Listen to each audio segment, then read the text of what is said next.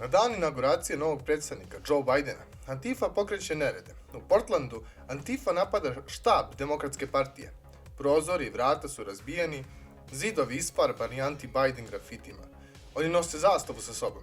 Nećemo Bidena, hoćemo osvetu.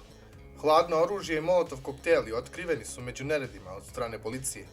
Biden administracija nije posle nereda pokušala da ih direktno osudi, već je zaobilazila pitanja oko ovih incidenata. Za običajnog posmatrača ovo možda zvuči konfuzno. Da Antifa napada svoje saveznike? Demokrati i Antifovci su zajedno stajali uvek protiv Trumpa i republikanaca, ali možda se stvara nova politička skizma.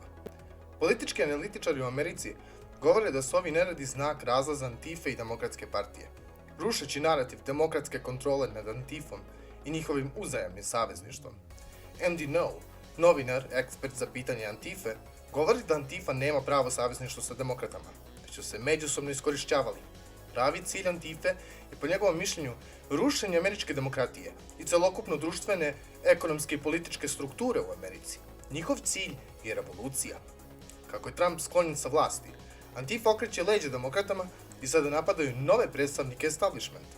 Mnogi profili Antife pristalica su sa socijalnih mreža bili cenzurisani posle ovih incidenata, dok drugi veruju da je ovo zapravo samo distanciranje establishmenta od Antife i da je ovo kontrolisani nered. Mesecima pre inauguracije izlazile su informacije da će Antifa praviti nered u Americi na dan ovenčanja predsjednika. Ma da li je to Trump ili Biden?